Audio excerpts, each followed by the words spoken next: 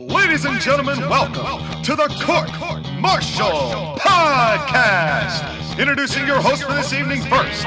He is the host with the most from the West Coast, the Bay Area Brawler, Skylar Greenberg.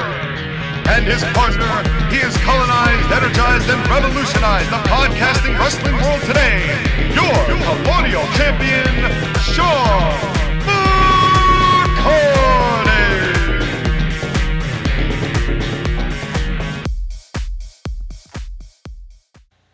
And welcome once again to another spectacularly, emphatically, incredibly, unbelievably, immaculately great edition of the Court-Martail Podcast. I am your Colonial Champion, Sean McCarty, once again here to discuss Elimination Chamber 2021, a show that was quite interesting.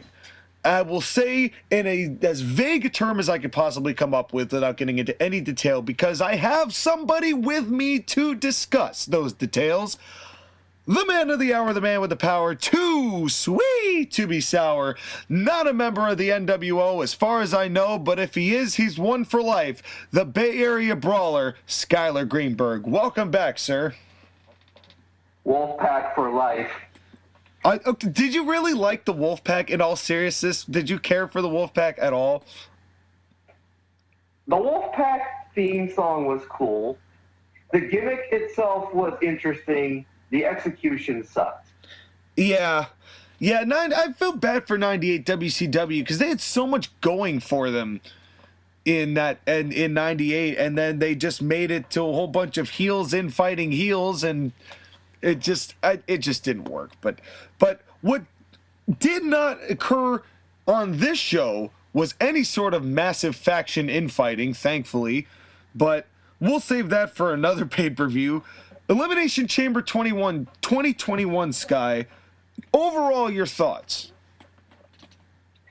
You know, I hate that we have to beat a horse down and then take out the blood and then take out the guts and then cauterize it and then bury the horse and then re-dig it up and then bury it again with this company. But we do. The wrestlers and the wrestling is not the problem with this show. The problem with this show is the production and the booking, which, once again, rears its ugly fucking head. Well, I don't think I am as critical of this show as you might be, just from those opening statements. I personally had something very weird happen to me, and I don't like it.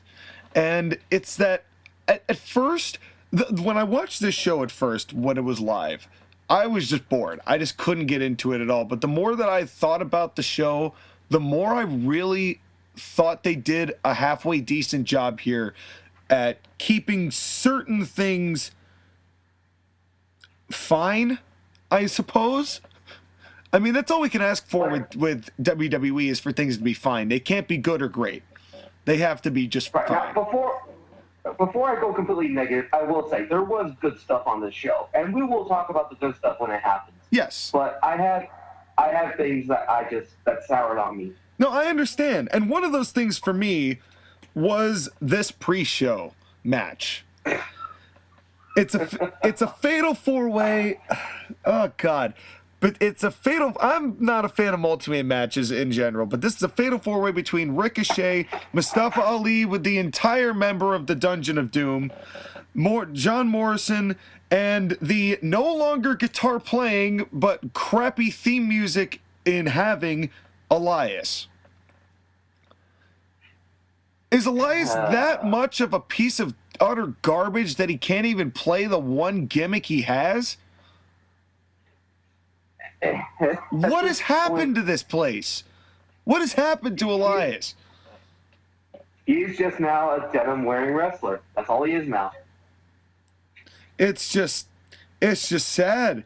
I honestly felt bad. I'm like, man, this guy, he was over. He was wildly over at one point. And now it's just, you want to talk about a guy getting about as under as you possibly could. This match, what did you think?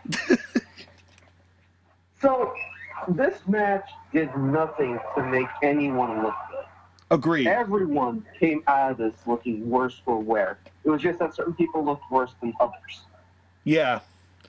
Yeah, that's really what it was. It was a spot fest. I mean, it was a 4-way spot fest that I would have much rather had Morrison face any one of these 3 people by himself. Namely Ricochet, I would really enjoy. But just because of what they were able to do, Morrison and Ricochet, when they were Prince Puma and Johnny Mundo, which was A grade. And is part of the reason why Morrison was as high marketable as he was because of his work with Ricochet in Lucha Underground. But I digress. This was just the spot fest. What is Retribution again? They are a bunch of anarchists who cause trouble and chaos. Like what? Exactly. Yeah, okay, all right, yeah. They burned down a couple of things. So I only watch pay-per-views, right? I don't watch any of their main programming. I can't stomach it, as most people cannot stomach it. And here's all I know about this faction as it stands right now. There's a dude named T-Bar who had a halfway decent match on a pre-show with, I forget who, I think it was Bobby Lashley. Yes, it was, for the United States Championship. Yeah. So they've got a guy who had a halfway decent match, and they all just decide to stand around and Dark Order around Mustafa Ali. Basically. That's really all I'm getting out of this. They don't have a gimmick. It just doesn't make any sense. I feel bad for the people underneath those masks because I think that they're actually talented. You know the people under the mask, right? Well, I know Mia Yim. Is it true that Donovan Dijakovic is one of them? Shane Thorne is one. Shane Thorne is one. Yep, he was the guy who actually wrestled Bobby Lashley. Yes, T-Bar. yeah, that was T-Bar. It's just... And the other one is Dio Madden. Why? You haven't seen much of his work, but he is a guy who is a decent prospect. But he's not going to learn anything with this dumb gimmick. No, this is of course just getting more people under. You know that they're all going to get repackaged eventually, Mustafa Ali included, which is annoying. I have seen Johnny Mundo hit that Starship Pain right exactly one time. And it was in Lucha Underground. He never hits it right anymore. It's never... It's like a Jeff Hardy senton. Yeah, it's no offense to Johnny, because it's still over enough of a finish that I like it anyway. So I give him a pass, because still I couldn't do all that. So I totally give him credit for that, because he's in terrific shape. But I have seen him hit that correctly exactly once. Everybody did a bunch of stuff to each other. Everybody did a bunch more stuff to each other. Ricochet did a Tazplex. Ricochet is a bunch of spots. That's all he is. He is a spot monkey. There's no storytelling. There's no psychology. He just goes around and does moves. Unfortunately, that's what WWE has him doing. Yes.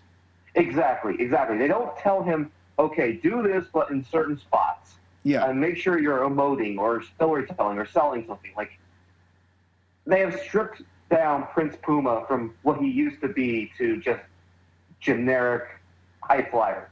Well, amazingly, part of what made Puma good was him not speaking. And I'm not saying that Ricochet can't cut promos. That's not what I'm saying at all. But it's interesting to me because Puma was able to do so much more and was required to have more body language then, as opposed to now. And I feel like it's just... Ricochet fought Brock Lesnar for 90 seconds. And we were all upset at that point. But at this stage, do you really think Brock was worth more time with Ricochet? No. Yeah. No. Sorry, mate. It's just, it is what it is.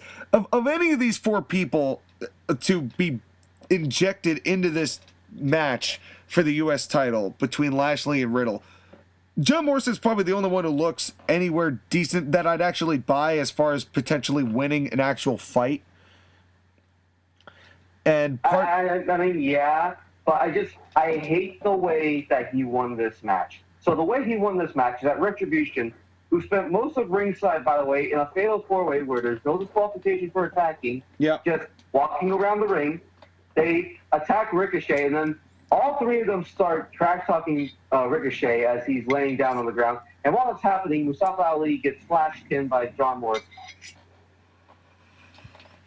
This did nothing for me. This did absolutely nothing for me. John Morrison comes out looking the best of this, and it still, at best, was a mess. It made Ricochet look like a fucking spot monkey. It made Elias look useless.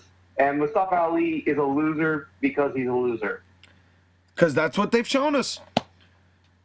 That's what they've shown us. And then on the following night on Raw, they're going to break up Retribution. It's for the best if they just kill this gimmick. Get these people back to doing stuff that's not this gimmick. Yeah. And maybe you could salvage them. Yeah. Especially Dijak. Yeah, Donovan Dijakovic or Donovan Dijak is a tremendous athlete. I've seen him live a couple of times. And he has had some tremendous encounters. I've always enjoyed watching that guy work. And he is going to get better the more he's on. And I don't know why they didn't look at him and go, this guy needs to be marketed. Because he's got everything that they would want in a guy like that. I don't know. By the way, did you watch any of the rest of the pre-show? I already know the answer, but did you? I can't listen to it. Between Charlie Caruso's condescending jabs at people that aren't funny and Booker T's unintelligible banter and JBL is just the life has left his eyes, man. There is nothing there. The lights are on and nobody is home for JBL. I feel sad for JBL. I do too. Now he sounds like that guy who's just waiting to finally get into the retirement home, but they keep pulling him back out. And I've always liked John's work. I've heard he's a bully, backstage. We've all heard the rumors and the stories and all that, but he did also get punched up by Joey Styles.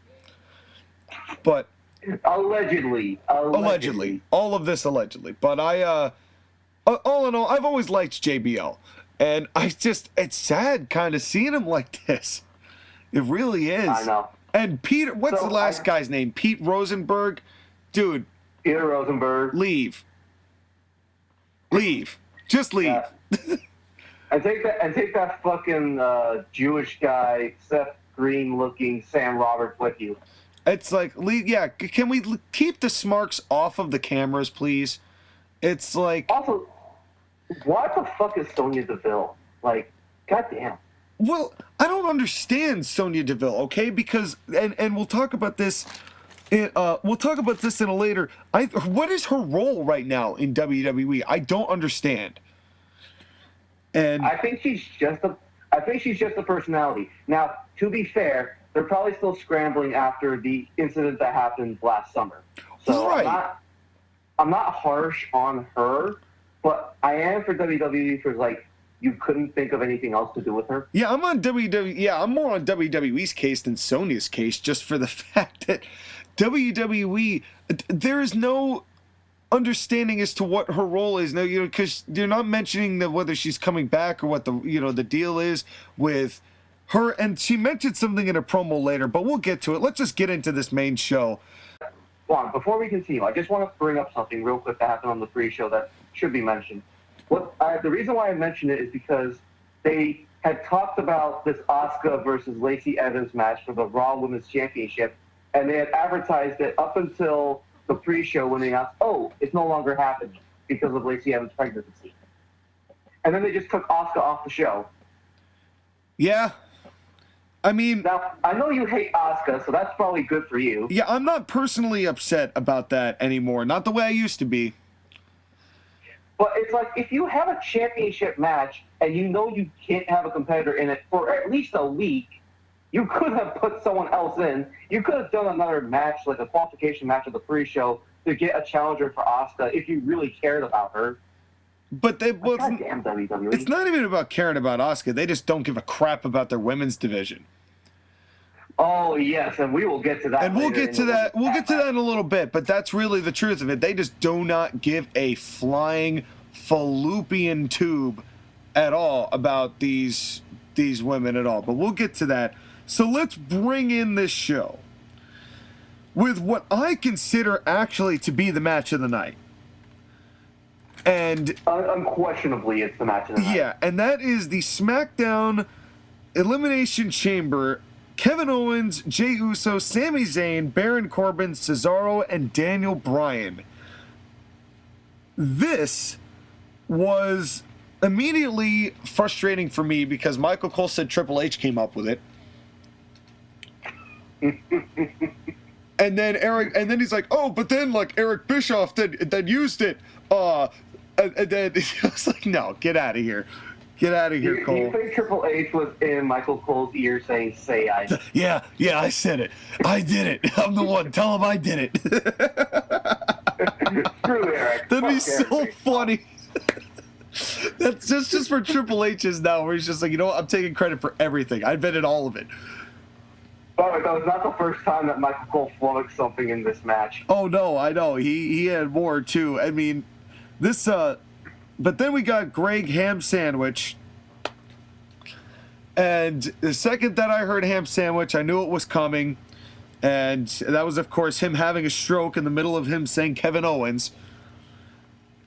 And it's not as bad as Justin Roberts over in AEW saying Phoenix too fucking long. Yeah.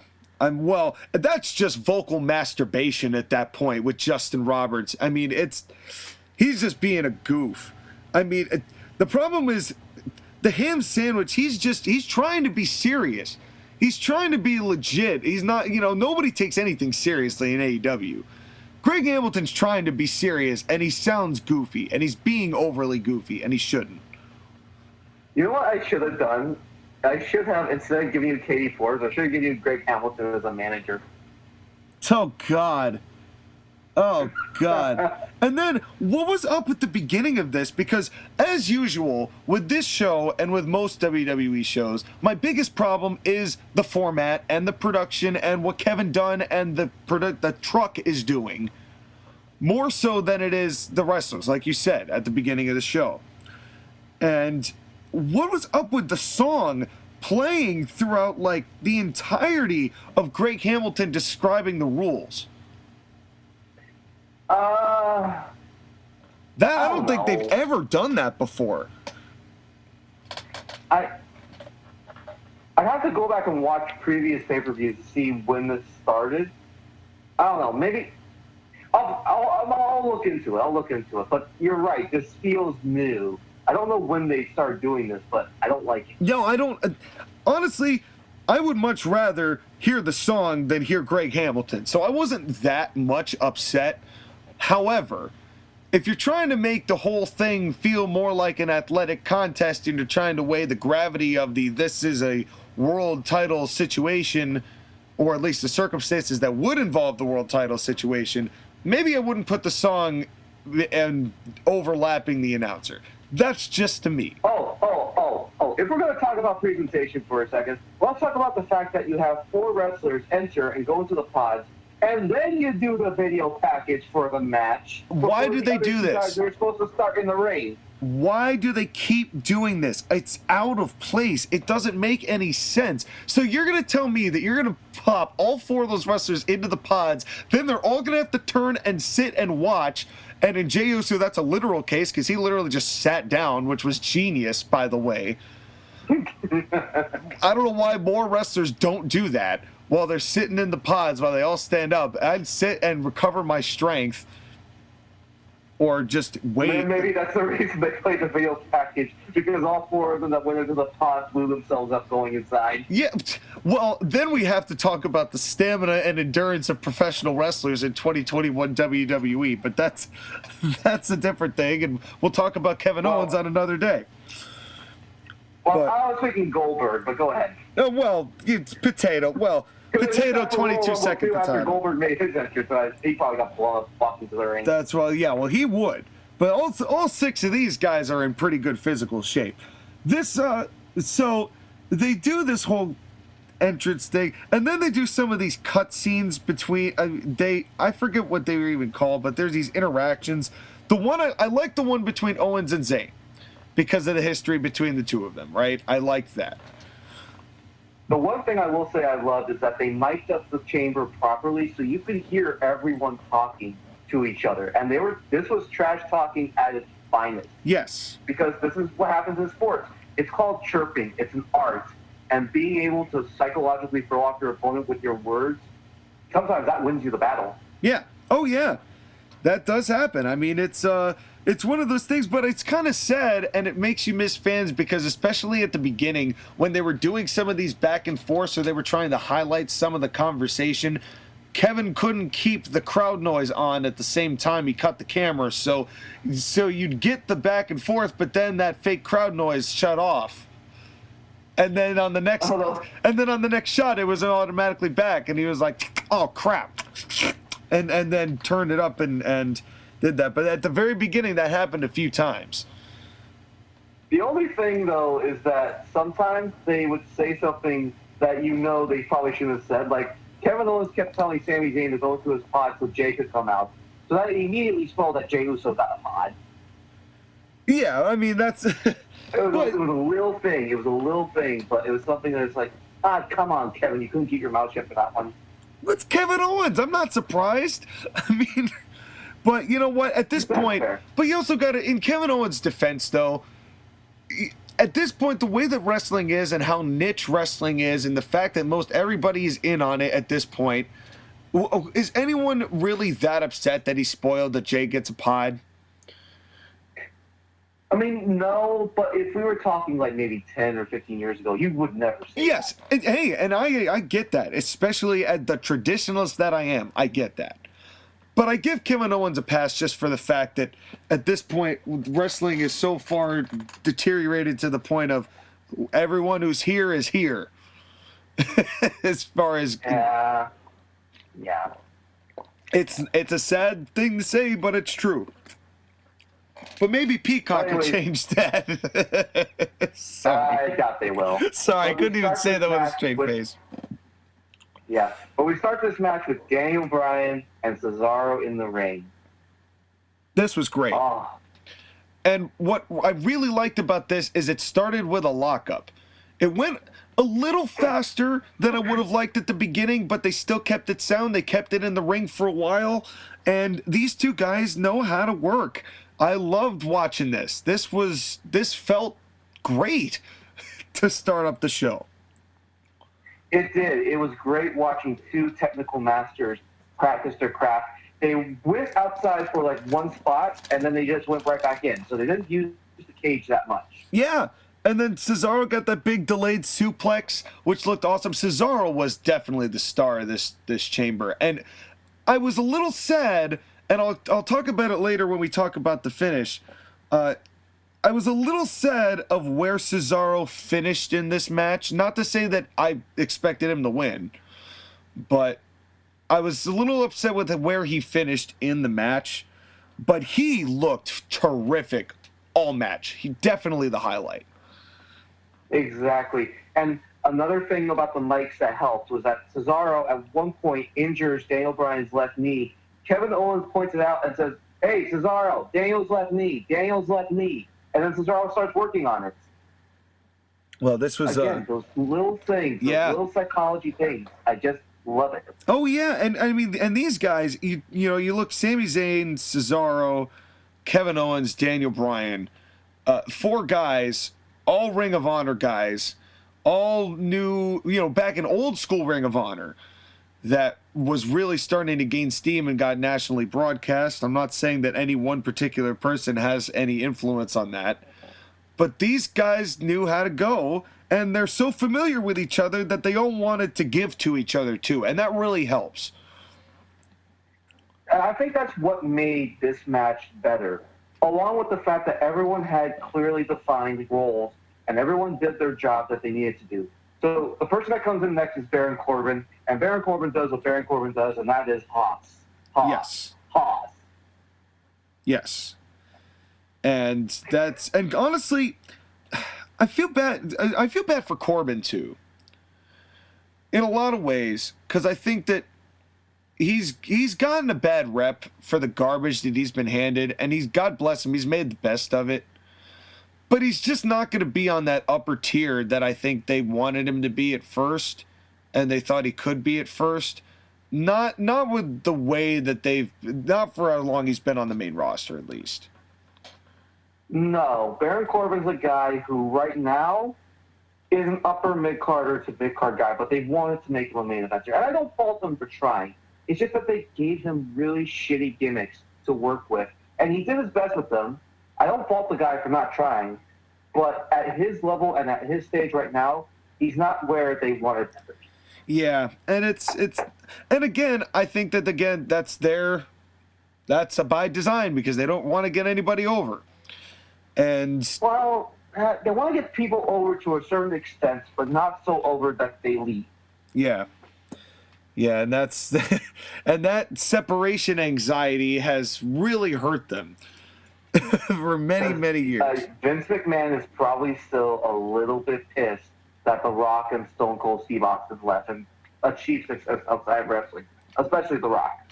Yeah, well, there was no stopping The Rock, and now The Rock single-handedly with basically a kids show is outdrawing both pro wrestling promotions combined. Double. By a considerable margin.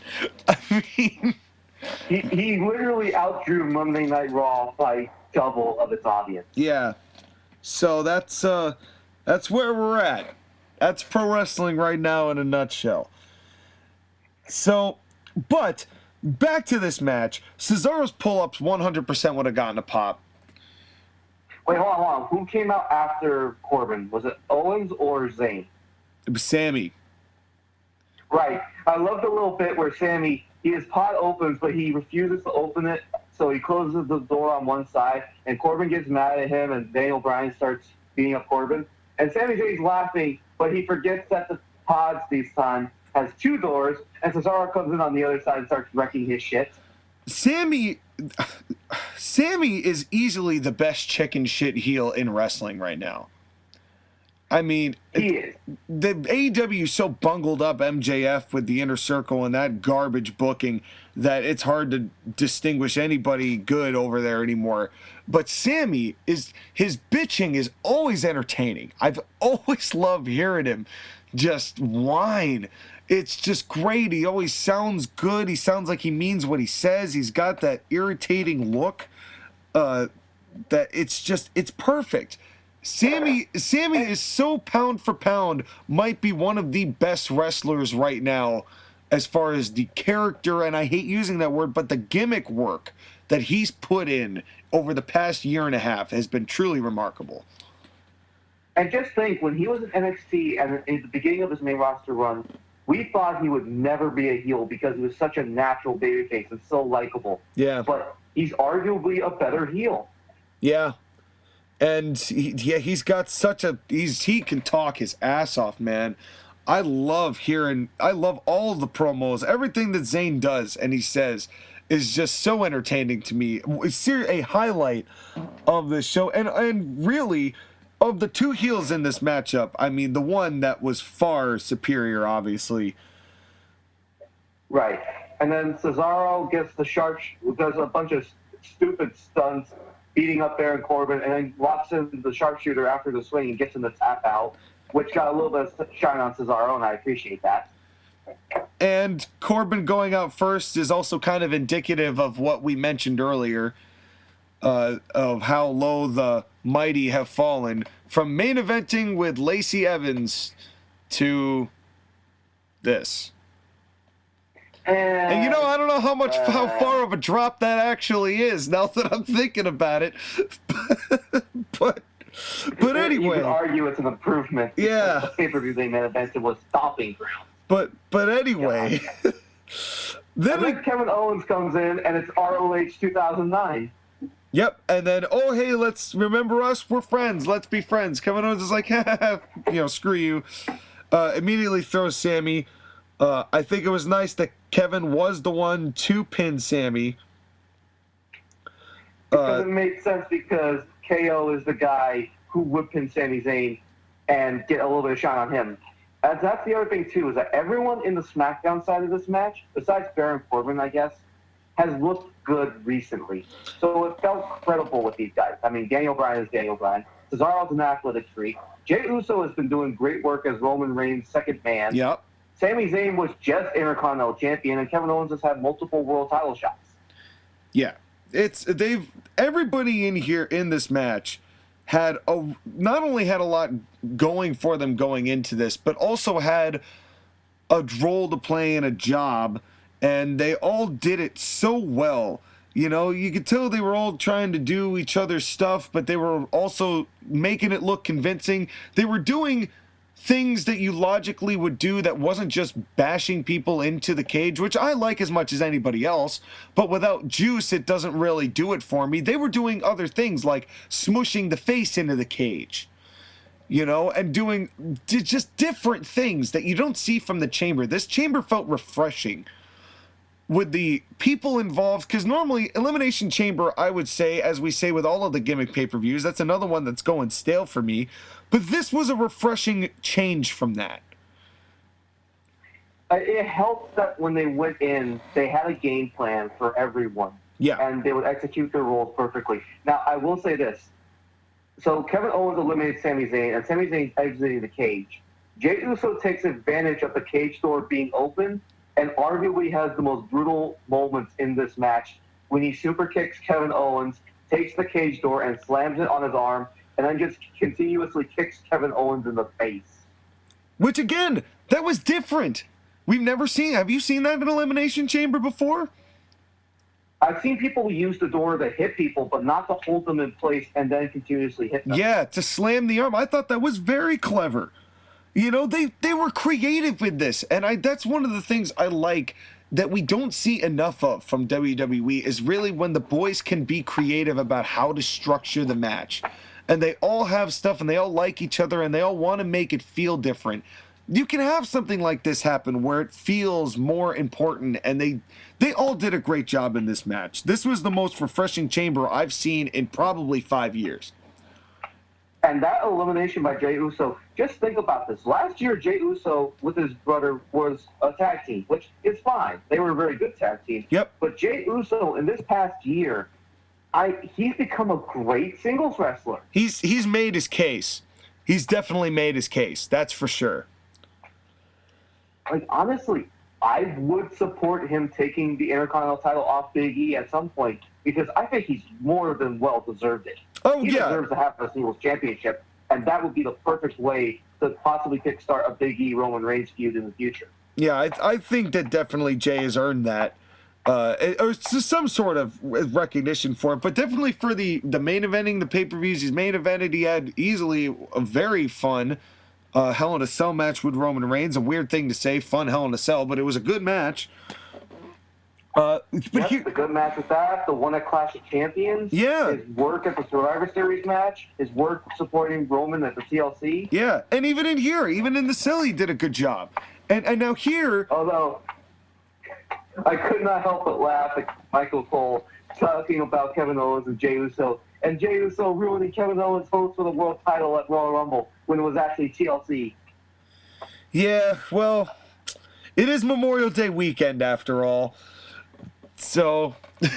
Save that for 2 weeks from now. A joke that will never get old, but that's a great segue. Little divert off the track. 2 weeks from now, we have our AEW Revolution review. It's going to be a blasty blast. I know Skylar's excited. I'm excited. It's the amateur hour for an hour and a half, reviewing a 6.5 hour show featuring two people that we like. Invented by a bloody barbed wire match. So stay tuned for that. It's going to be a great time, a literal blast, a barbed blast. But back to this match. What now? I am very critical. So now we have the final three of Daniel Bryan, Cesaro, and Jey Uso. And before we get there, Sky, is it fair to say that we are fairly critical about WWE's booking? Yes. And it is also fair that in a perfect world, in order to acknowledge the faults, you must also acknowledge when they do things correct. Yes, we do. So I'm going to give the booking of this match credit here. It was smart to have the two heels and the previous challenger from the past two pay-per-views go out first. Because we know Roman Reigns is a heel. It wouldn't make sense for the other ones to be in this matchup. You now have three baby faces. Even though Jay is technically a heel, he would obviously, if he had won this match, face Roman Reigns and be the babyface in this scenario because he was before. So you've gotten rid of the two heels who wouldn't be in that in-between area and the guy who has already gotten choked out twice. Smart and keeps things fresh. But the other thing, too, is that you made the three guys who got eliminated, besides Very well, specifically with Kevin Owens, you made him still look good because of the effort and what it took to eliminate him. Yes. So you're not just taking Kevin Owens and trashing him after making him lose to Roman Reigns. He still looks like a credible threat. Nobody really looked bad in this, not even Corbin. I mean, Corbin got his shit in, too. You know, nobody really looked bad in this situation, which I think is rare for WWE. If everybody ends up in the black as far as star level, then you've done something right, I suppose, for your standard that you have now. Yeah. And, well, we're not going to be saying about this about the next Elimination Chamber match when we get there. Well, but then we get the slingshot stomp by Cesaro and the cage swing on one leg. Oh, that was awesome. Well, he did the swing with the cage, and then he did the one-legged swing. I'm sorry, that was two different things. When he did the... Right, he took Jey Uso and bounced him off the cage, and then he grabbed Daniel Bryan and his left knee, again, wrestling psychology, and did the one-legged swing. That which was incredible. And then Michael Cole said the dumbest thing he said. Oh, well, I don't want to say the dumbest thing he said all night. One of the dumbest things. But he said one of the dumbest things because he said the WWE Universe is coming to life. Meaning that the crowd chants that Kevin Dunn pumped in were now getting a little bit louder, and they put a whole bunch of random things that they had cycled through on TV, on all the TVs in the Thunderdome. So I guess everybody's cheering now. Cole. Yay. Cole. I mean this sincerely. Retire. Please. Please. He's not going to. I know. He's not going to. But please. And then Cesaro gets pinned. And this is the only issue I had with this match. I understand why you had Jey Uso at the end. I understand because he's technically the heel for Daniel Bryan to beat in this situation. I get it. But I truly believe that were there fans, that everybody in this match, the crowd would have backed Cesaro the same way they would have backed Kofi Kingston. Because I think people are so pining for Cesaro to be in a world title match right now that they would completely get behind him. I would have had this been the two guys that entered be the two guys that finish. Yes and no, because you do not want to split the crowd with Cesaro and Daniel Bryan. Also, this was smart because it got heat on Jey Uso because he took out the darling of the match in Cesaro. Right. And it gave Daniel Bryan the opportunity to fight back against Jey Uso and get that heat over to him. I understood why they did it. Like I said, I get that. I do get that. The only thing I may have changed is that you may have had Jey Uso eliminate Daniel Bryan and then Cesaro beat Jey Uso. If you wanted to do Cesaro versus Roman Reigns. Now see, I thought about that. But this is why I actually was better with him losing this match. And here's why. Because if you were going to go with the outcome of Roman Reigns comes out and chokes him out in a matter of like 90 seconds, I would not want Cesaro to be on the tail end of that. Because that would tell me that we don't really care about, you smart marks want Cesaro. Well, we're going to give you Cesaro for 90 seconds, and now he's never getting another championship again. I would never want that to happen to Cesaro. I was happy with how strong they made him look in the interim, as it were, because it shows that they do value him. They do, and the way they eliminated him did not make Cesaro look bad. No. He just got caught by Jey Uso taking advantage of Cesaro doing a move to Daniel Bryan, which is the danger of the chamber when you have multiple people inside. Yeah, I totally was fine with where Cesaro lost, and I was totally behind Cesaro because I enjoyed this and I was invested, which is not something that happens very often in WWE, but I was invested in this match because I did enjoy it. And then it comes down to Jey Uso and Daniel Bryan, and they just work their asses off for this finish. Yeah, and it's great, and it didn't take that long after this. Then Daniel Bryan hits his big flying knee after a massive exchange, bunch of counters, and then that was it. Daniel Bryan won, and it still felt very good. He won the right to face off against Roman Reigns, and they kept ignoring the fact that the match was going to happen right after until it actually happened. But it was a surprise. Yeah, well, which was another victim of this formatting. And one of the things I wish that they had not done was book basically the exact same afters for both chambers. At least with this one, they did it with Roman Reigns' character in mind, that Roman portrays himself as a dominating person, the tribal chief, the controller of SmackDown, when in reality, he basically begged to not be put in the chamber because he didn't want to lose the championship. He did not want any risk, which makes him a hollow tribal chief. And I appreciate that depth to his character. Yeah. Well, and then he comes in. I loved the flip and getting into the yes lock, into the Bryan's label lock to... Did you buy for any time that Daniel Bryan was going to make Roman tap out? No, but it would have gotten the pop. I'm trying to watch this show with the thought of what would fans in the audience have liked or disliked about this. And I think that they would have gone crazy. This whole segment would have been really, really big, high and low with the crowd. They would have loved this. From start to finish with them and Bryan and Reigns, and then Kevin Dunn ruined it again. I like the idea of keeping the match short, where he gets the submission, Reigns just is like, oh no, you're going to pay for that, fool, and then puts him in the choke and chokes him out, and Bryan doesn't tap. Again, smart. He just passes out. And then Kevin Dunn ruins it.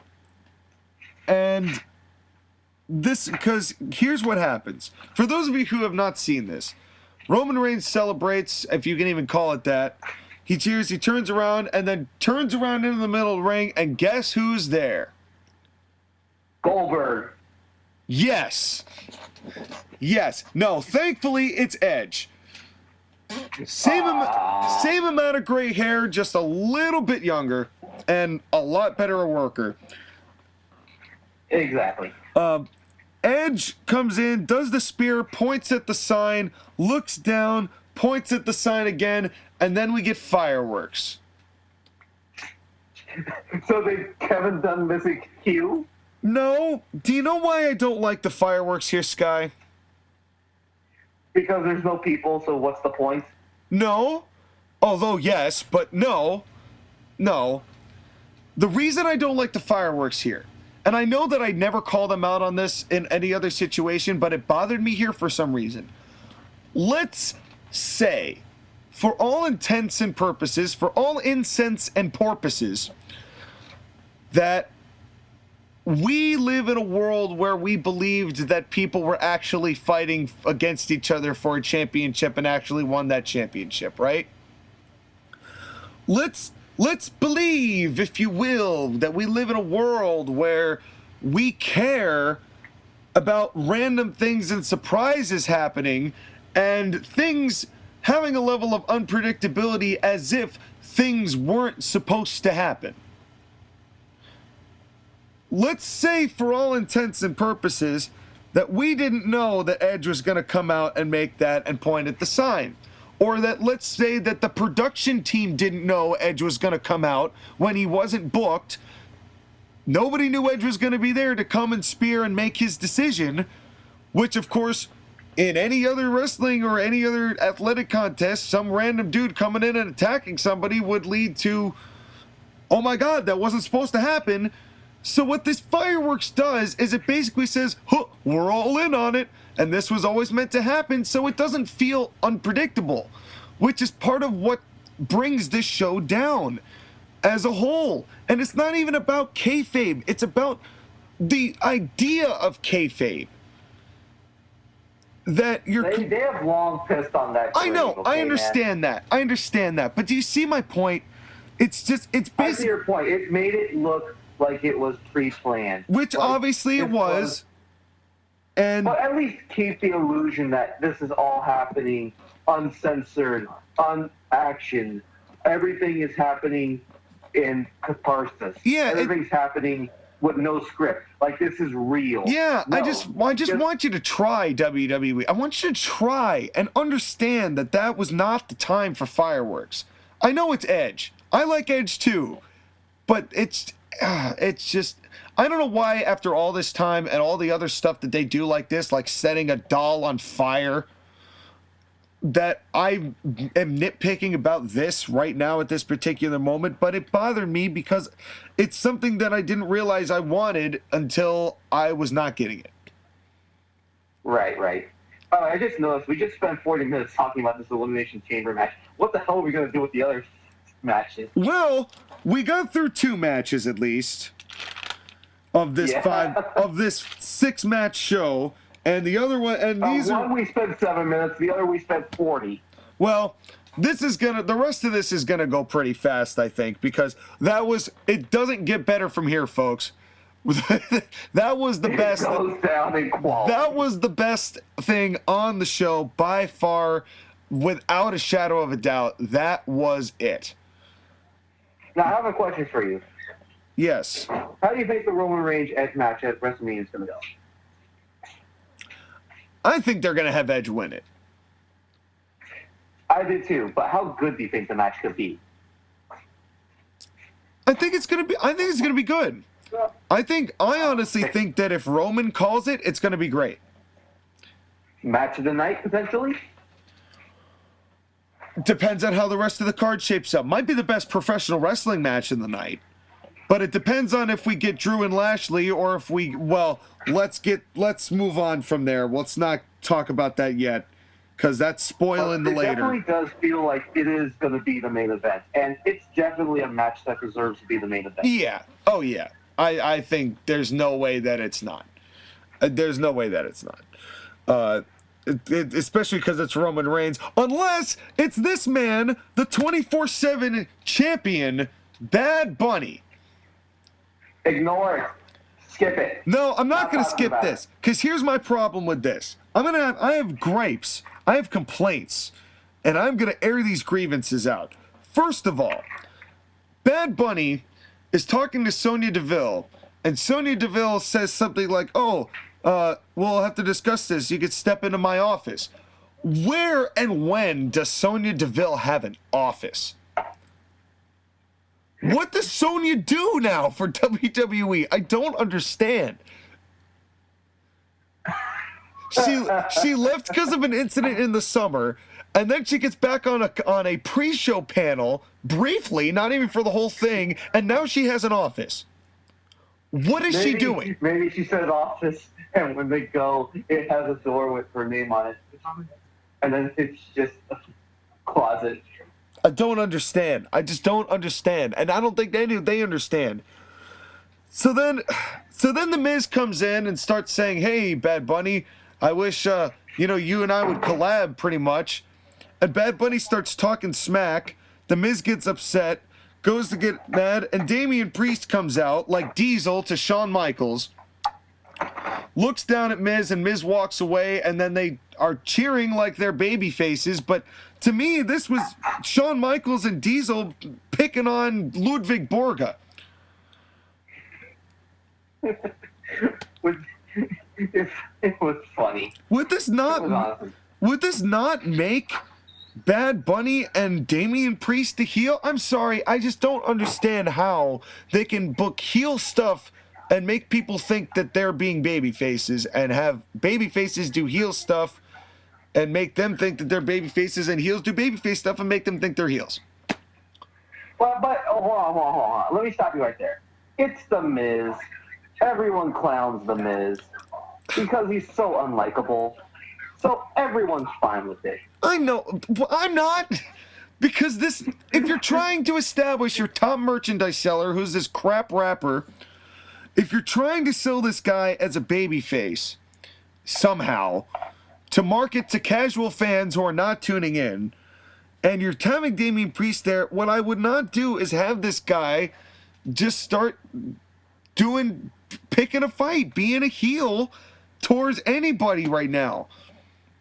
It just, I don't think doing anything really heelish, or was he was just making fun of the Miz, which it's a rite of passage in WWE to make fun of the Miz. I don't know. I just felt this just felt like 95 WWF, except instead of I will agree. This felt pointless, especially given what happens later on in the night. Yeah, and so we'll quickly move past that, and whatever Sonya Deville's occupation is at this moment, the jury's still out on that, to the triple threat matchup between Riddle, the artist formerly known as Matt Riddle, wearing his best Evil Knievel gear, Bobby Lashley, and John Morrison, a man of many names. I'm not going. Molina's girlfriend. I'm not going through back in the day. Well, you know how I am with multi-man matches. What did you think? So, would you have liked this match better if it was Keith Lee instead of John Morrison? Which, by the way, the reason why John Morrison even was involved in that fatal four was because Keith Lee was injured. Honestly, no. I would not have. Same. Now, I will say this. The way they booked this match is actually very good because it did one important thing that they didn't do for most multi-man matches. They make someone who doesn't lose... Okay. They made one of the losers not look like a loser. Yes. Because Bobby Lashley was dominant. Yes. He was... Honestly, Bobby Lashley's in the best shape of his entire career. And the thing that struck me with Bobby Lashley is that he is 275 pounds, but he doesn't look that big. But he's so compact. It's muscle mass. So strong. It's muscle mass, yeah. Oh, this muscle mass and probably the steroids. Well, I'm not going to say one way or another. I will not accuse Bobby Lashley one way or another of taking any sort of hormonal injections of any description. But well, because he was in Bellator, and the reason why he wasn't in UFC is because if he was in UFC, he would have gotten suspended for the drugs he was taking. But in Bellator, it's the impact of mixed martial arts. Which is why they collab together frequently. But let's... So we move on. This match, I mean, everything that Lashley does looks great. No doubt. Yeah, the torture rack right into the head, into the ring post was great. That looked so devastating. Then John Morrison and Matt Riddle both sold great for Bobby Lashley. They made him look like $1 million. Well, this kind of brings me into a conversation about Matt Riddle, because we were talking about Matt before we got on the air.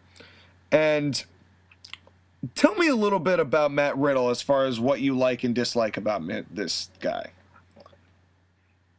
I recognize that Matt Riddle has a freaky charisma about him.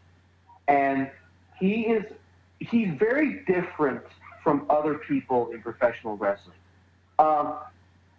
He's likable in a way that is chilled back and relaxed, almost like an Orange Cassidy, but he's more likable than Orange Cassidy. Orange Cassidy is just kind of there, like he doesn't really do anything. Matt Riddle is a guy that you would want to party with, or you would want to spend some time with, because he's just a fun guy. It's basically 2021 Rob Van Dam. He's 2021 Rob Van Dam, which is the comparison that everyone will make. The thing with Matt Riddle for me, though, is that I know he doesn't appeal to me, because he's not the type of guy that I personally like. And that's understandable. That's just it's a personal thing with me. I don't like people who are like Matt Riddle, but I understand that he is likable to other people who like that kind of guy. But I will say, his wrestling, it's very good for a guy who got into the business fairly late. He didn't start wrestling until he was in his late 20s. Well, I mean, Dallas Page started at 35, so I don't give anybody anything for that. Age is just a state of mind, man. Oh, until your body That is breaks fair. down. I mean, Bobby Lashley is 44 and looks functionally better than he did when he was in his 20s. So, I mean, hell, AJ's in his 40s too. He doesn't look it. Nope. But in any Must be case, that hair. look how great Christian looks. I mean, my God. Anyway, Riddle for me. Here's my issue with Matt Riddle. His work is okay, but he always needs somebody who's a little more psychologically sound to give him a good match. I think that's fair because he hasn't wrestled enough to the point where he doesn't have that built in yet. Yeah. You can tell he's a good worker, but he's not a natural worker. Yeah. And when we say natural worker, we're talking about guys who just get it. Like Daniel Bryan or Cesaro, like Kevin Owens. For as much as I give gripe Kevin Owens about other parts of his personality, I mean, he's a guy who just, he's like that guy from Goodwill. He's Goodwill Hunting of pro wrestling. He just sees it and gets it. And there's some guys like that. Matt Riddle is not one of those guys. And again, part of it is again presentation, because my big complaint with Matt Riddle in this match was that he did that one sell that people are now making a meme where he just went like totally bug-eyed. He did the Montez Ford thing. And the blue dot man. And he looked silly. He just looked absolutely silly. I mean, it was a goofy sell, and it was deliberately overly goofy and overly animated, and I don't like that. I want realistic selling, not deliberately trying to look like, oh, I'm being hurt and being, it's like you could very easily be disingenuous. Omega levels of selling. Yeah. It was a little over the top, and I don't care for the over the top.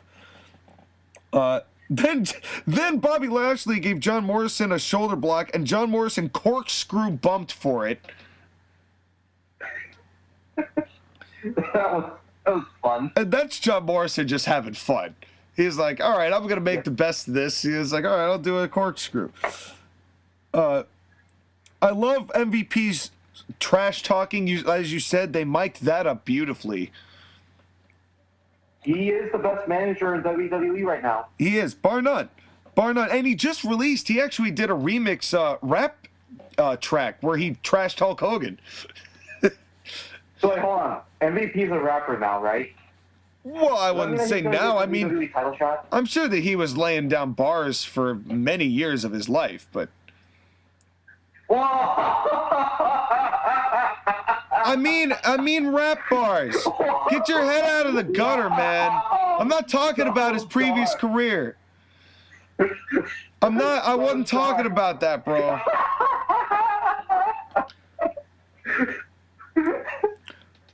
Oh my God.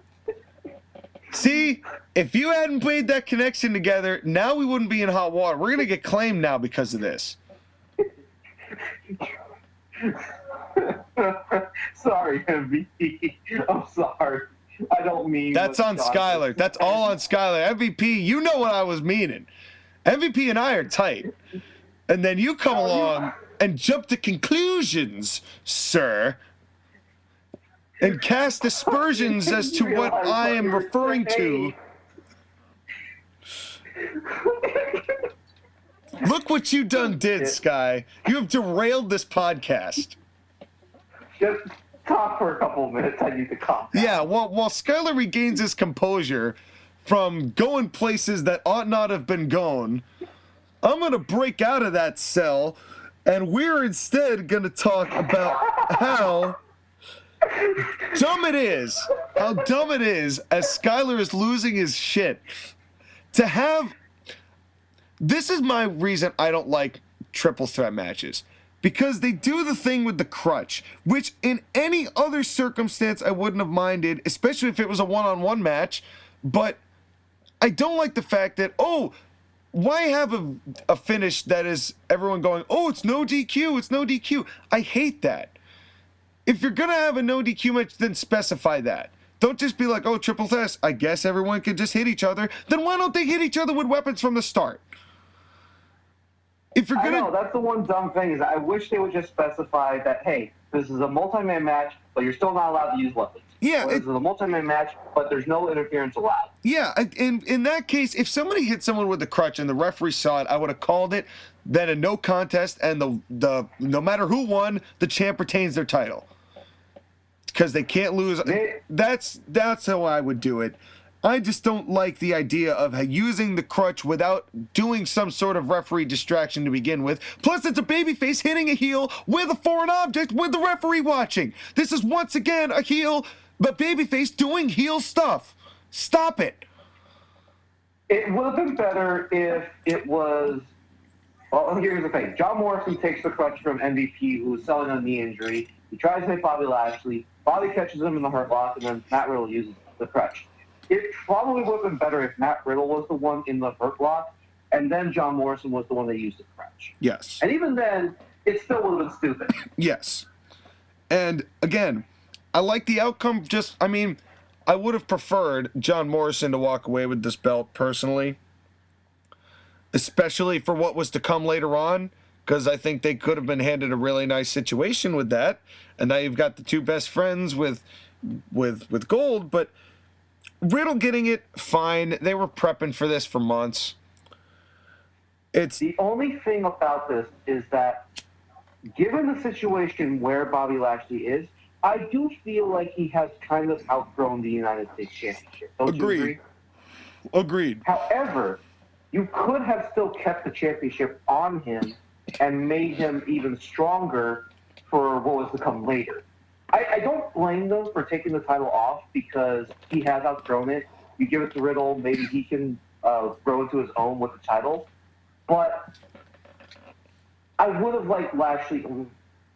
I personally would have booked Lashley to keep the title for what was to come later. I think that, honestly, that would have been nice as well. I understand why. I understand, again, I get it. Which is one of the things with WWE and this whole show that for the most part, their booking, I understood why.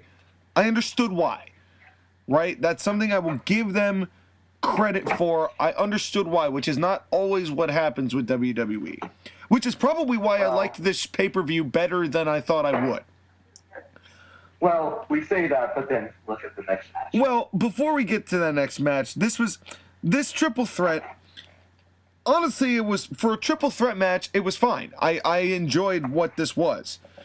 Because this was really fun to do. And again, with Bobby, as much as he would have outgrown the belt, I feel like he was really the only one making the United States Championship relevant, and I don't think Riddle's going to be able to maintain that. No, I don't think Riddle's going to be able to do it either. But at least, Lashley has done his job, and now he can move on to other things. Or maybe Riddle could. You never know. Yeah. Well, we'll have to see. We'll have to see what happens. We will have to see what happens. But instead, now we move on. Oh, God. And this is, I'm not going to lie to you, Sky. I kind of tuned out during most of this match. It is the tag match of Bianca Belair and the SmackDown Women's Champion Sasha Banks teaming up when they could easily be facing each other at WrestleMania against Nia Jax and Shayna Baszler, the Women's Tag Team Champions, for the Women's Tag Team Championships. And the first word and the first sentence I wrote down on this match was eh. Exactly.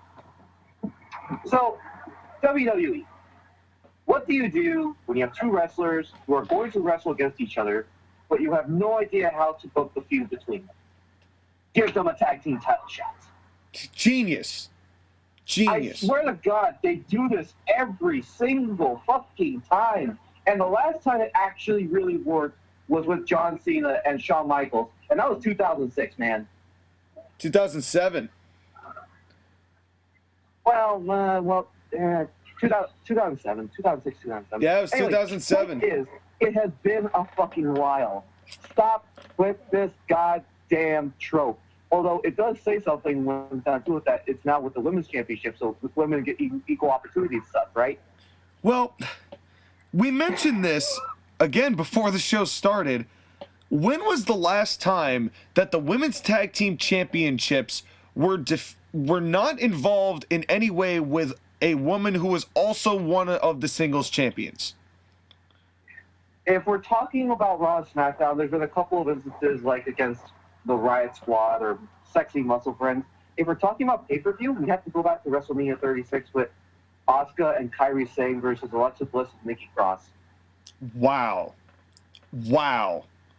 Shame on you, WWE. Now, here's the thing. In any other circumstance, I would actually love a tag team of Bianca Belair and Sasha Banks. Yeah. Because the gimmicks both work with each other. They both have the exact same personality, and they have contrasting styles. Sasha Banks is the small but technical wrestler. Bianca Belair is a powerhouse. In any other situation, I would be fine with this tag team. In fact, I would want to see this be a tag team in the future. Yeah. You have them feuding for the women's championship. Why in the fuck are you having them working together? Because it's all a mystery. Who's she gonna choose? I might choose you, but I gotta get next to you. I might be enemies with you, but I want to be friends with you. But I might be enemies with you, but I might be enemies with them. I don't know. They don't know. Nobody knows. Let's just do a bunch of random stuff and hope something sticks. Well, random stuff. We're talking about this match right here. This was just a series of spots and moves that felt nothing because you didn't care about the match at all because you knew that they were going to win. Well, Nia Jax is sloppy. Nia Jax is sloppy, bitch. This was the match that I was just starting to get bored. You know, I mean, I was getting some matches. I mean, even with the Riddle, Lashley, and Morrison match, I mean, the sells were fun in some ways, but even then I was starting to get a little burnt out. But this match really just, it slowed everything down. There was nothing to this match. I actually thought in a weird way, as much as Sasha Banks and Belair being a tag team would look great because they have a bit of the same gimmick, it also exposed that they have a bit of the same gimmick. Yes and no, because Banks, they have different ways that they play it, but they're similar. Yes. It's just that I think Bianca Belair is better at being a babyface than Sasha Banks is. Agreed. Because I think Bianca Belair has the more likable personal story. Not that Sasha Banks isn't a likable person. Like, she's really a likable person outside of wrestling, but Bianca Belair is so inspirational for little black girls everywhere. Little black girls and Skylar herself. Yeah. but here's the thing with this. Why in the hell is Reginald there? Because he now likes Sasha Banks. Because reasons. Did you know that on SmackDown they had a 3-on-2 match to get this title opportunity with Reginald picking up the pin on Shayna Baszler? Yeah, did you also know that Corey Graves couldn't stop saying Carmella? But she wasn't even out there. Yeah. She was nowhere to be seen, but we have to somehow keep Carmella involved because that's great. Because thank you, Corey Graves. Twice. Because Corey Graves. And then I have a new nickname. Damn it, Corey Graves. I have a new nickname for Shayna. I have a new nickname for the tag team of Shayna Baszler and Nia Jax. They are the Backslap Behemoths. Because I did not see a single regular tag between these two ladies the entire match. They are the queens of backslap. Whereas, that's all they are. Sasha Banks and Bianca Belair did use the tag ropes. Amazing.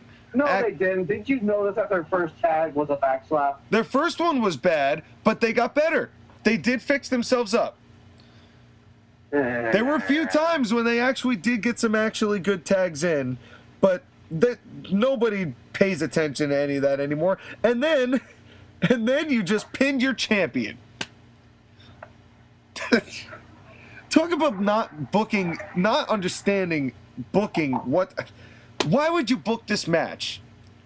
Why would you book this match? To get Sasha Banks and Bianca Belair angry at each other. So best case scenario. When you could have done something else. Literally anything is so. Best case scenario. Sasha Banks and Belair win. Actually, best case scenario is you don't book the match. Second best case scenario is that you do some sort of bullshit disqualification count-out finish so that you could just wipe yourselves clean and nobody gets hurt by anything in this entire match. Wipe your hands, or they go to it, or even better than that, a time limit draw. But let's not get too ahead of ourselves here. But we went with the distracted pin. Lowercase, second bad case scenario, second lowercase scenario, you have Belair and Sasha Banks beat Nia Jax and Shayna, only for them to have to feud for the Women's Championship afterwards as tag partners anyway. And then you'd have to book another tag match to have one of them lose, even though you're trying to keep both of them strong so that they can have a match at Mania. And then there's the absolute worst case scenario of your tag champions pinning the champion of the people you're trying to feud against each other and make a valuable matchup, and now you've had a tag team pin your women's champion. I just... It's so stupid. Why would you do this? So bad. They don't know what to do. They don't know what to do. This show started off so well and just fell off a cliff so fast. It's just, stop making no-win scenario matches. And Reginald is not entertaining. I'm sorry. I'm not entertained. I am not sports. I am not entertained. I am not sports entertained. So let's move on, shall we? Shayna, could you kick Reginald in the face like you kicked Asuka in the face and make him lose a tooth? That'd be great. Yeah. Oh, yes. And of course, we got that news that Asuka lost the tooth to Shayna Baszler, which gives them the other name and the name they should have gotten instead of the faction that MVP runs. They, Nia and Shayna, should be the Hurt Business, because hurting people is actually what they do. Hurt Business LLC. That's right. Yeah, that's right. It's not incorporated. It's limited liability. It's a totally different thing. Totally different thing. Anyway, so then we see MVP talking to The Miz, but Dunn forgets to add any sort of audio at all. Nobody. I mean, it's literally just silence. They don't even have the commentators on. So what are we supposed to think? That Miz is probably going to cash in the belt with MVP? I thought that was a little premeditative, didn't you? A little bit, but I mean, whatever. Well, let's rip this Band-Aid off because we got one more match, and we're already halfway through how long this show took. It is the Raw Elimination Chamber. Of course, the WWE title's going on last, so Drew has to lose the belt. It's Drew McIntyre, Sheamus, AJ, Kofi Kingston, Randy Orton, and Jeff Hardy. What did you think of this match, Sky? So, the first Elimination Chamber match, the reason why I praised it is that everyone that was in there felt like they had a reason to be there. They all have been booked at least decently well, and you felt like any one of them could be credible winners. Yes. Except for a couple of exceptions. With this match, half of the people in here felt like they didn't need to be there. And it soured the show on me because this chamber match, they tried things. Yeah, they did. I'll give credit because they tried things, but they just did not succeed as well as the first chamber match did. Not to mention, we saw the first chamber match, so a lot of spots were already taken. Yep. It's that's another one of those things. WWE still does not understand this. And they do this with every gimmick pay-per-view they have. These matches are not meant to have multiple of them on a show. It's burnout. You're burning your audience out. And you're devaluing everything that these shows would represent and these matches would represent. But devaluing is the name of WWE's game, because they do it with everything they do. Yes, they do. It's like they try. It's like they try to make their show deliberately bad. They're trying to do as much damage as possible before they send it to they sell it to NBC and then run away.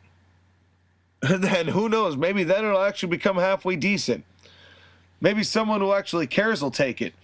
I don't know. Anyway, so Drew came out first. We knew from that point on there was no way that Drew was leaving tonight with that belt. Right.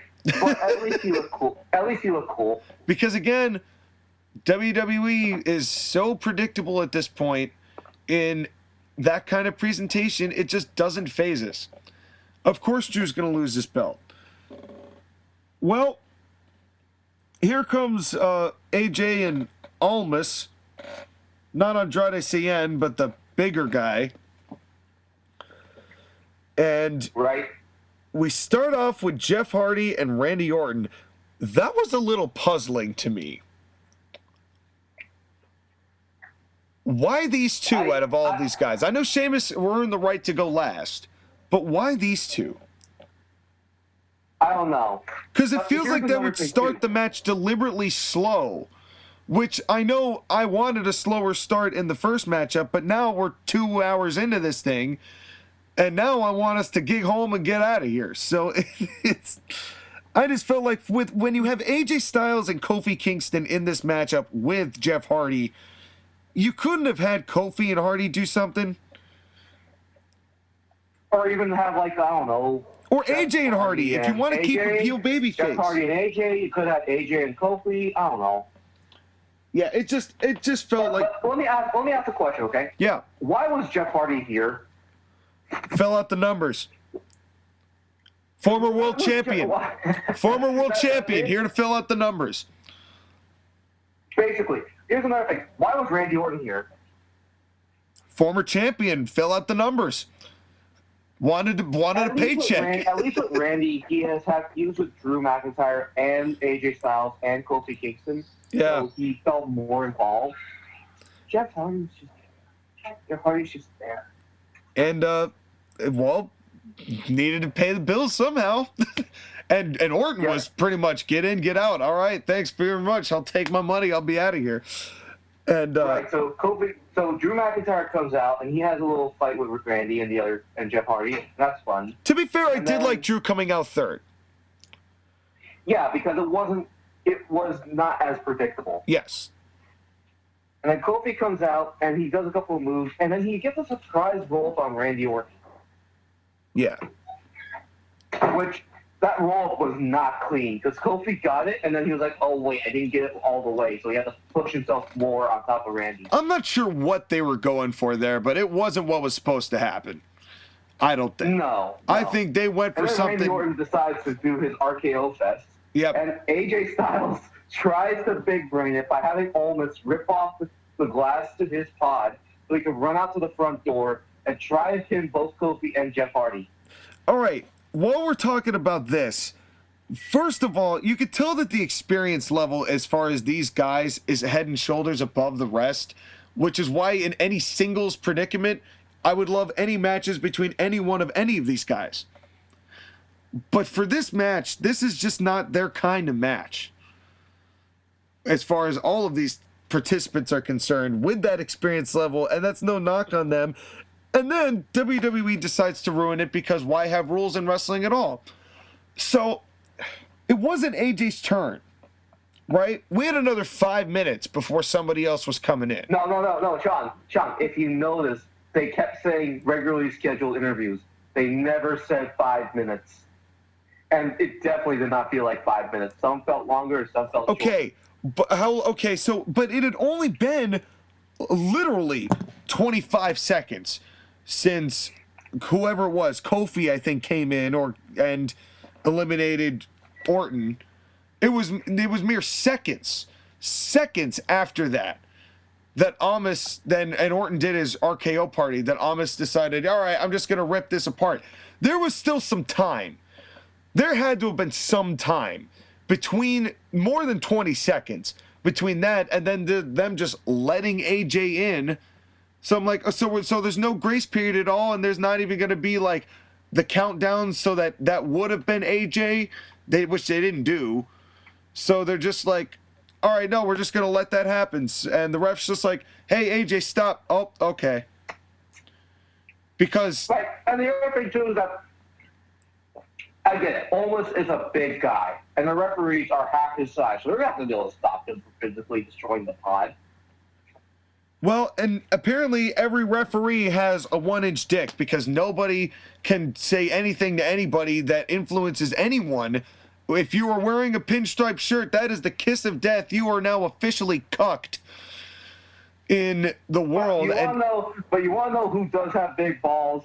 5-time NWA World Champion Adam Pearce shows up, told almost to leave, and yeah, he's all of a sudden Adam Pearce just turns it on. He showed more life than any of these 6 guys in this ring. No offense to Drew, but he just starts ripping shit. I just love that Adam Pearce was the one person who could make all this walk to the back. But here's the question, Adam. Why not tell AJ to go back inside his pod? Well, because he's already in there. I guess nothing we can do about it.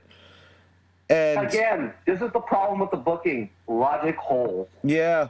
And then what I liked about this, because Sheamus comes in, and then these 5 get a good chunk of time to do what they wanted to do. I like the fact that they gave him this much time. And I also, it is a spot fest, and people were hitting other people that they shouldn't have been hitting. Like, I don't know why Drew was obsessed with hitting Jeff Hardy. But because Drew McIntyre kept asking Jeff Hardy, "What the fuck are you doing here?"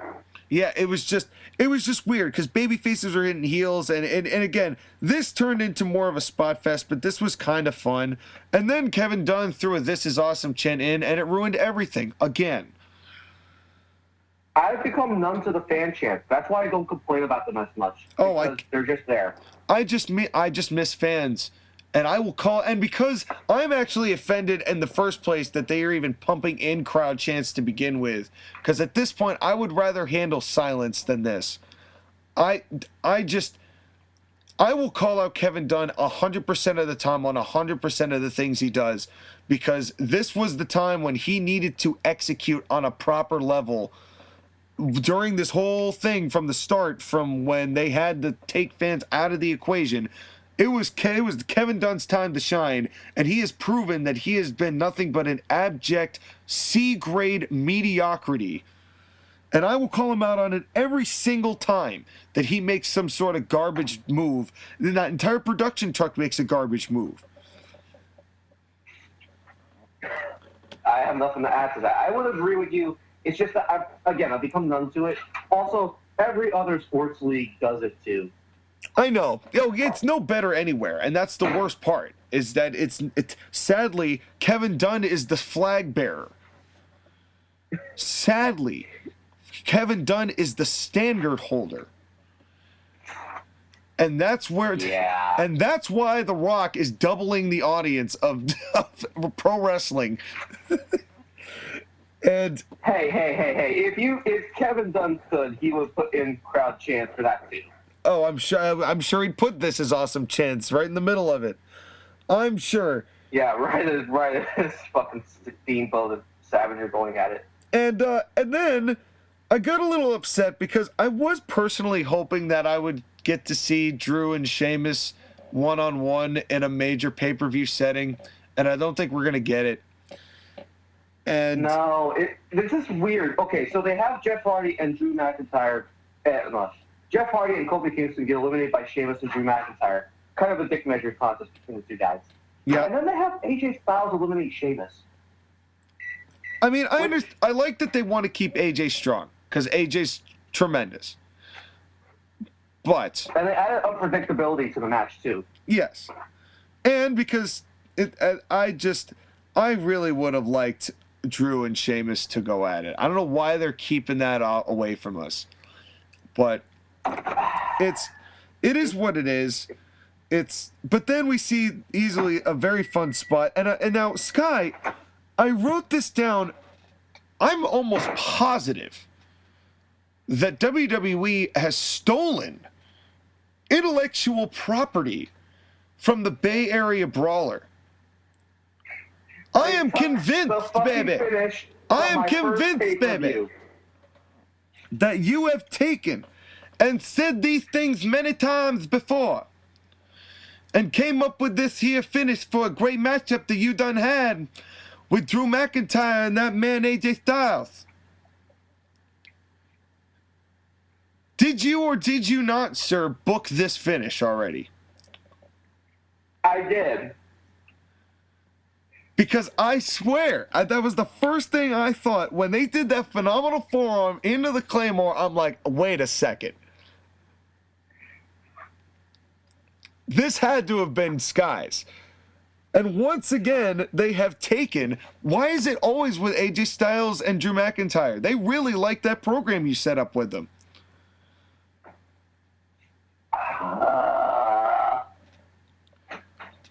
You're gonna have to call some representation, man. Because we have the evidence. We have the evidence. Oh, this is not the first thing that they stole from me from this show. I know. and I mean, it was nice to see Drew win. Even still, even at the end of that, even though it was stolen, and then Bobby Lashley came in and hurt-locked Drew and beat Drew down. And I was excited because I love Bobby Lashley, and I thought that this, Bobby and Drew Mania, I'm all for. Now, hang on one second. Yes. Let's stop right here, because I'm going to say something right now. Did I not suggest a couple of months ago that they could have done Bobby Lashley versus Drew McIntyre at WrestleMania? Absolutely, and should have. Yes. So this is the second thing, not even 5 minutes away from each other that they stole from me. So you, sir, are going to need to get some representation. I want to be paid to be on the creative team because I'm coming up with the ideas that they are using. Yeah, but Sky... I'll put this show better than they do. Sky, you honestly don't want to be a writer for WWE. Can you imagine how frustrating it is? You come up with halfway decent material and then Vince McMahon just, unzips his pants and pees on it. Right as soon as it hits the door. Right. That's a frustrating job. I feel bad for WWE writers. Let's stop this for a second, okay? Let's stop here before we say anything else. Imagine if Bobby Lashley had won that triple threat, looking dominant, looking powerful. He is the United States champion. And then Drew McIntyre, the WWE champion, dominates the Elimination Chamber. He wins the Elimination Chamber match. And then Bobby Lashley attacks Drew McIntyre. And, oh, my God, the one guy who could possibly match Drew McIntyre, strength for strength, power for power, feet for feet. Your WrestleMania match is there. It's set. Champion versus champion. Even if they wanted to keep the title off of Bobby Lashley, that's still Bobby Lashley versus Drew McIntyre. And what a match that would be. Yeah. Especially because they had a match in Impact that was really good. They had a match earlier in 2020, and it was really good. Yep. But now they're at the hottest that they are, and you could book it to be your WrestleMania. That could be one of your WrestleMania main events, especially if they do 2 nights again. You could have Roman and Edge the main event one night, and Drew and Bobby Lashley do another night. Well, especially because that would have been nice because it would have elevated the United States title to a place that it has not been in some time, which is with some level of respect to... I mean, Bobby's been doing great with it already with the Hurt Business and all that, but it really would have made the United States title feel even more valuable if it's going up against the WWE title, the real secondary title. And oh, shut up. It's the truth. The fact that this main evented is a commodity that it barely gets afforded.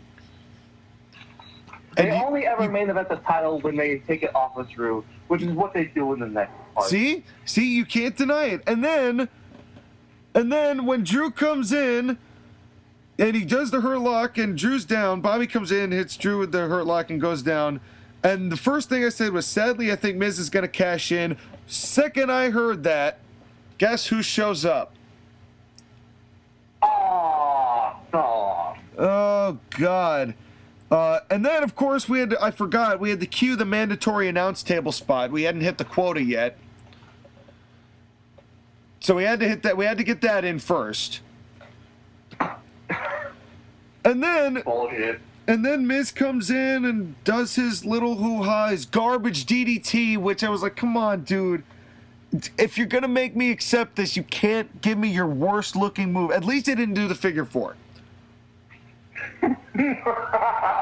At least he didn't do the figure four. If it made Drew McIntyre tap out to the figure four. But that DDT, man, I just don't like it. Didn't even look like Drew McIntyre's face hit the mat. Yeah, it doesn't look like him raising up his leg does anything. It just makes it flamboyant and stupid. Exactly. So it's just, that's why I was like, And then here's again my problem. I know that Bobby's in the title picture right now, right? So obviously, with hindsight being what it is and having the information that I know now, I'm not as upset about this. But at this moment, it made me upset because it inevitably made Bobby do the Miz's bidding. I know that wasn't on purpose. That's basically what it was. I know it's not on purpose because they're trying to make it a business agreement between MVP and The Miz, but I hate the fact that they made Bobby do lackey shit again. That's my worst part. I don't even have a problem. Let's talk about The Miz in a second. That's my big grievance with this. I don't even mind as much Miz being the champion. As much as I do Bobby being treated like a lackey again. Which is not what Bobby Lashley should look like. Yes. I mean, an hour ago, he looked like a beast touring through John Morrison and Matt Riddle. But here, he's taking orders again. Yeah, and I just hate it. I hate it. You can do better than this. And hopefully they're going to turn this around enough and Bobby will remain in the title picture at WrestleMania and we will not, and hopefully we will eventually have Bobby as a world champion. Well, hold on. Before we get there, let's talk about The Miz a part of this equation for a second. Well, so, yeah. I would be fine with this if they had booked 2020 Miz to at least not look like a loser. But they have spent the entirety of 2020 making The Miz look like a loser. Yep. And the problem with this cash-in is that it was ruined by the fact that this is the dumbest possible thing they could have done with Money in the Bank. Because The Miz has no momentum. He has no heat. He has nothing. If this was The Miz of 5 years ago on SmackDown when he was having arguably his best run of his entire career, I would be all for it. And I acknowledge The Miz as being a hard worker and a great guy, and he's been around the business for a while.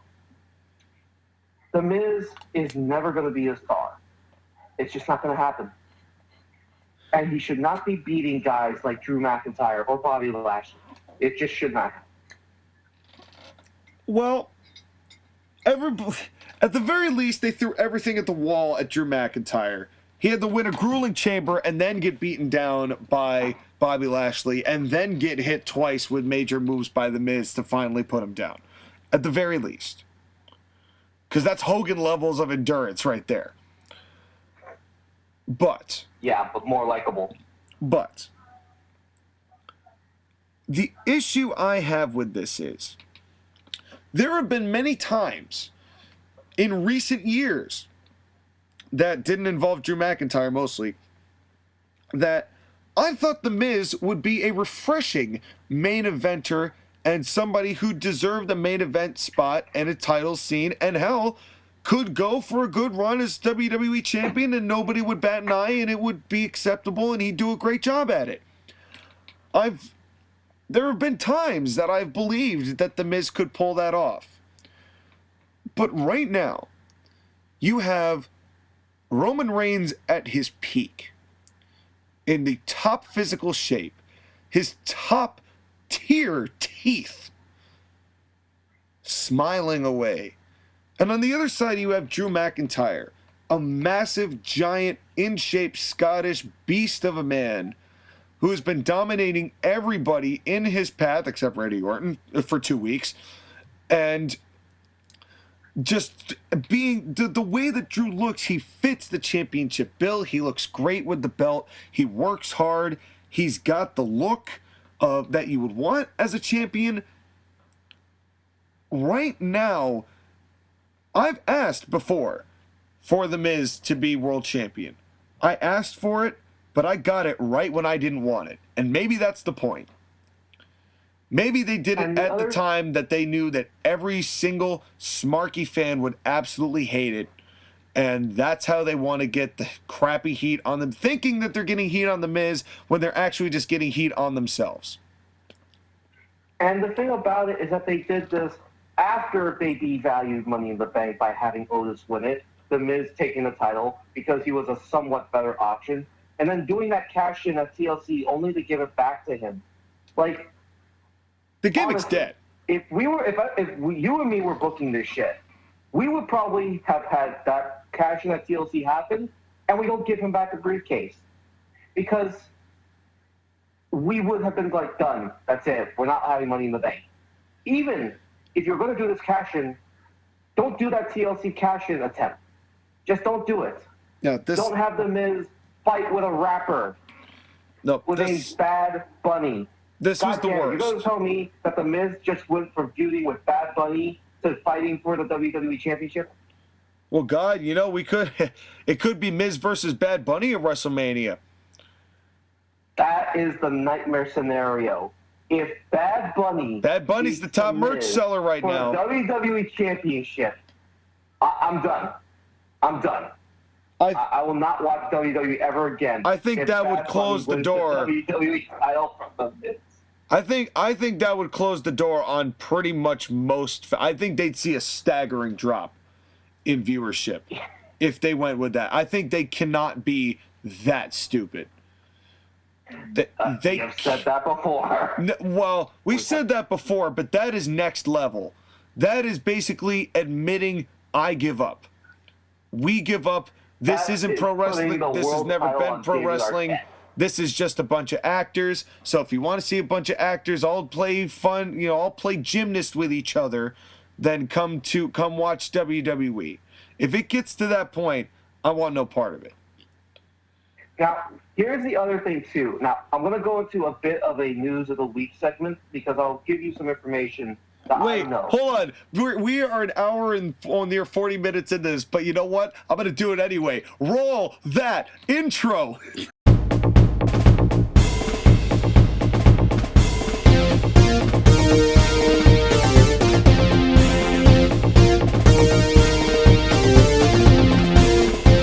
Coming straight to you from the Golden Gate Garage, this is the Wrestle News with Skylar Green.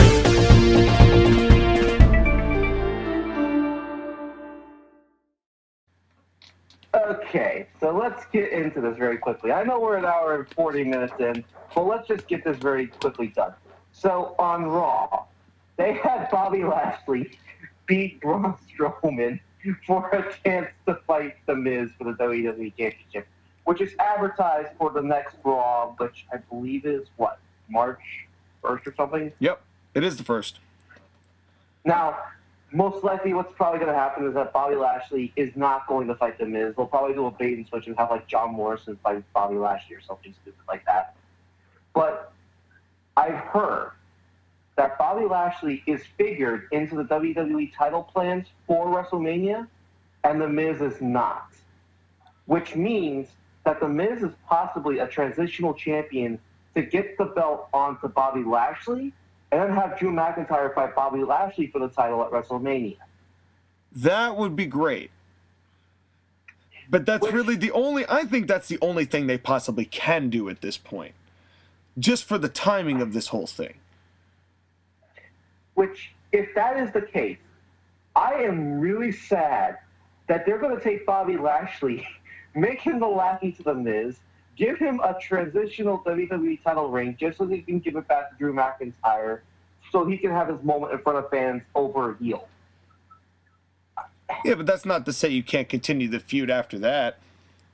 No. I mean, they could continue the feud afterwards, but Bobby Lashley should be a world champion at some point. And the fact that he has not been a world champion, besides ECW, WWE, and Impact, is a shame. Well, I'll be happy with him winning it, period.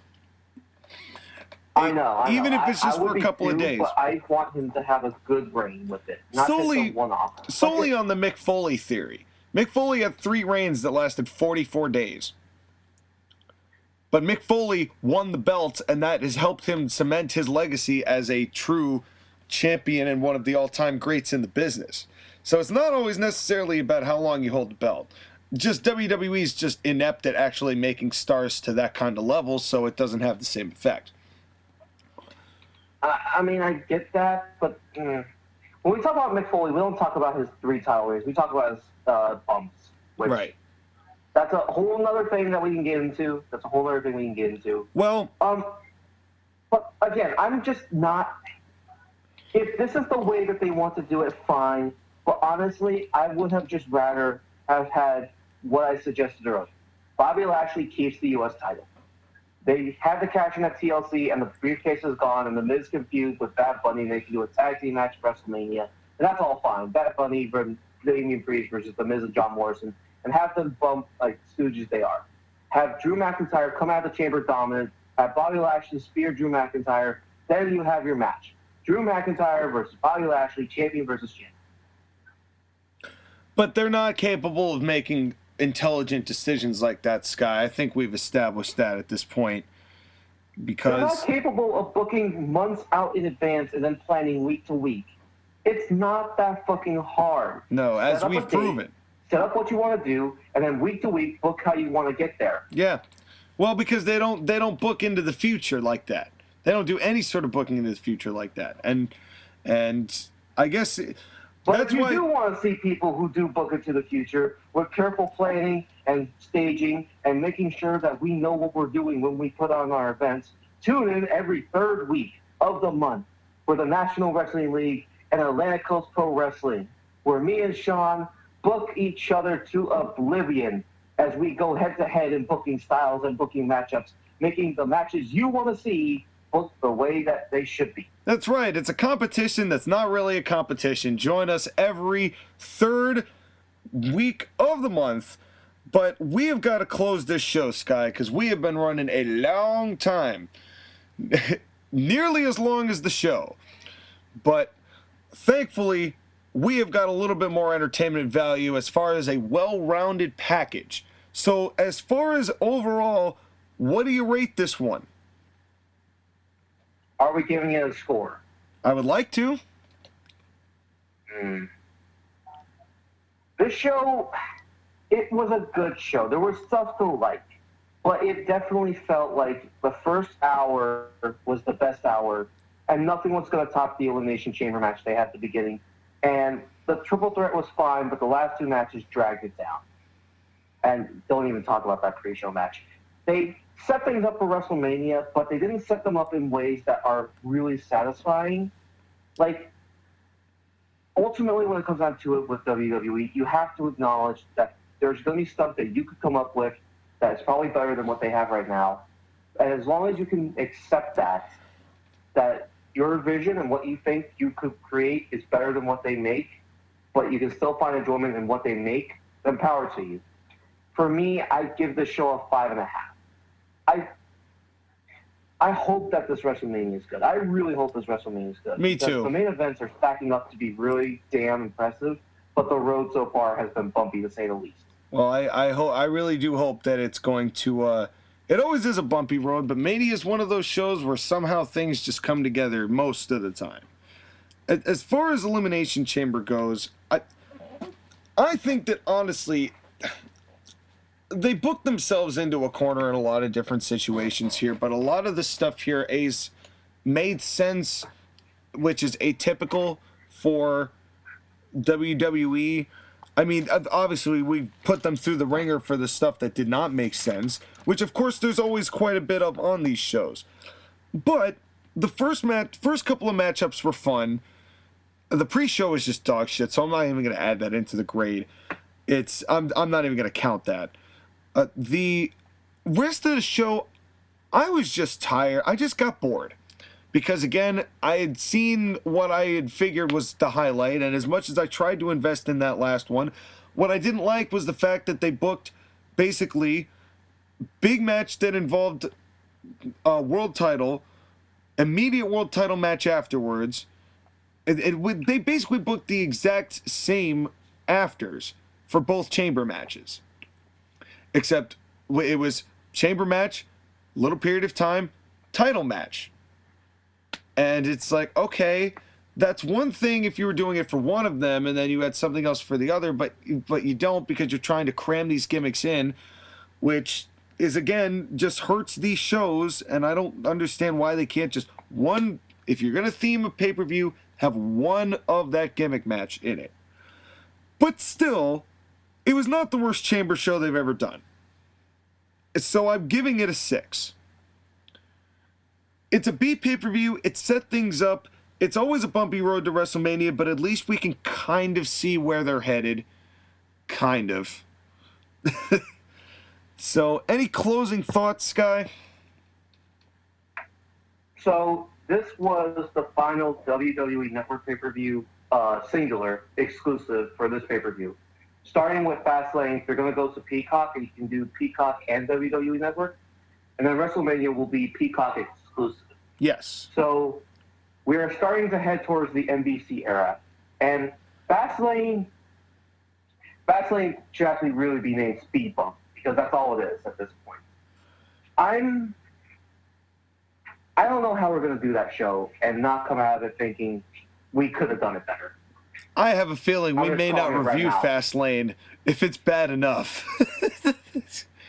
We may not bother with Fastlane unless there's... I think we would. It just depends on how we feel. It's something... We'll see how it goes for Fastlane, because I think they actually got it right that one year that they called it Roadblock, because you feel like you need to vomit on the side of the road and you're stuck there for hours, and that's what it's going to be when we watch that show. So we'll see what happens there. But another... If Bobby Lashley wins the title, we're reviewing that show. Okay, fair enough. But we'll hope for Bobby's sake that he does it and that it's well done. But until that time, it is time to take our first commercial break. Skylar, thank you as always. We will see you next week for the birthday episode of the Court-Martail podcast. Do I need to bring any gifts? All you need to do is bring a little one of those paper hats, and you're good. All right, I'll find one of those Jerry the King Lawler paper hat crowns. Fantastic. And I'm going to bring one too, and we'll have ones for each and every one of you who come here for the spectacular birthday edition for your Colonial Champion. But until that time, thank you very much for listening, and we will see you right after this message from our sponsor.